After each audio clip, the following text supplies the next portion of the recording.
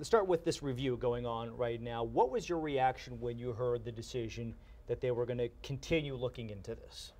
Well, I don't know if I had a reaction or not. I mean, it's quite evident it's a George Soros-funded hit piece on a conservative is all it is, and it was a one-word amendment that didn't even pass, and I get no benefit out of it. Wouldn't have done it if I did. So, you know, it's just we're moving on. I mean, it doesn't affect me at all. We're just trying to fight for small business. I'm a small business owner, Main Street America, and this we thought would have made it a little easier to do business. But it gets back to being a hit piece on the left wing on a conservative, and that's all it is.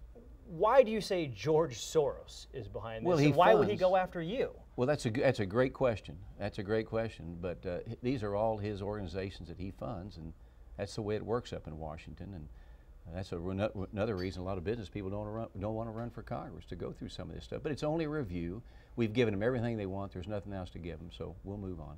So you leveled that accusation that Soros is behind this. Do you have any way to prove that? What evidence do you have? Well, all these left-wing groups that go after guys like me are all most of them are funded by him, and we feel like that's where the money's coming from. So the Campaign Legal Center, they're the ones who originally entered this complaint. You're saying they're funded by George Soros and going. He has his hand in everything that goes against conservatives.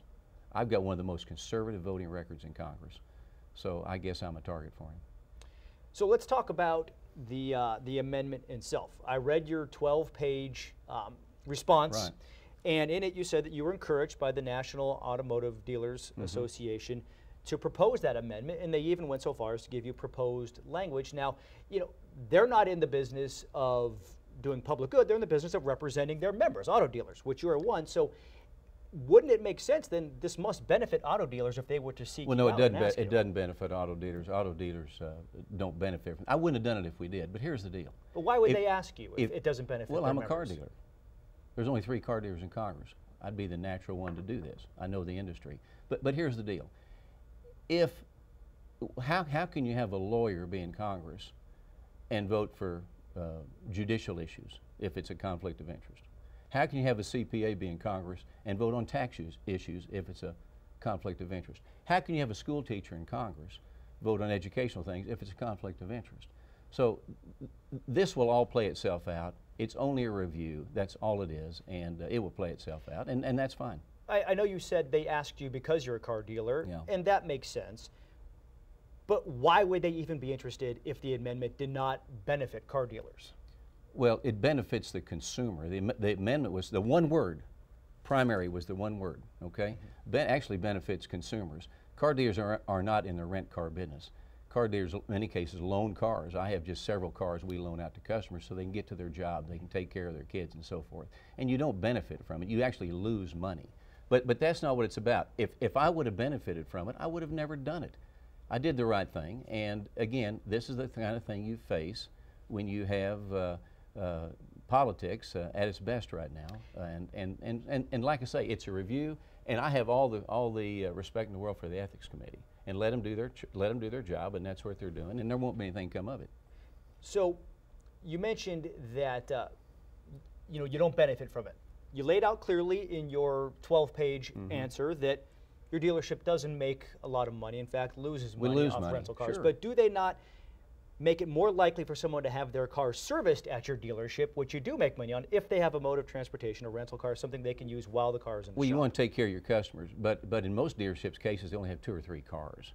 Okay, a lot of this was geared toward rental companies that are in the business. Car dealers are not in the primary business of renting cars. They don't rent cars. So that's the whole issue. A one-word amendment to make it easier on Main Street America, small businesses. Okay, and the amendment didn't even pass on top of that. So. Why exclude car dealerships from this? Is a recalled car from a dealer any safer than one from a rental car company? Well, first of all, nobody is going to rent a car out or loan a car out that's got a recall on it that could cause harm to somebody. But there's so many recalls, it could be a serial number on a warranty book or something like that, and not be able to loan that car out to a consumer to get to their job or pick their kids up. You know, we think is a huge inconvenience for the consumer. And it's not the primary job of car dealers to rent cars, they don't do that. So, why do you think the Ethics Committee is continuing to pursue this? If it's so cut and dried, why are they continuing? well, I think they have such a backlog, and plus they're waiting for a lot of the people to get back. We've been on recess in August. We're not there. So I think they're waiting on a lot of people on the committee to get there and review it. The Office of Congressional Ethics, which is different from this committee, but kind of plays a role in the recommendation process, they voted unanimously 6-0 to for this to continue on in the process. Does that concern you at all? No, about the, I am not concerned one bit. We've given them everything they need, and that's it. I'm done with it. Do you think, when do you think you might see a resolution to this? Well, I don't know. I mean, you don't know. I mean, I haven't heard. I'm not looking at a time frame. We're moving on, representing the people in Congressional District 25. So it'll be up to them when they get back, and there's a lot of other issues they're having to review too. I think this probably just falls in line with it.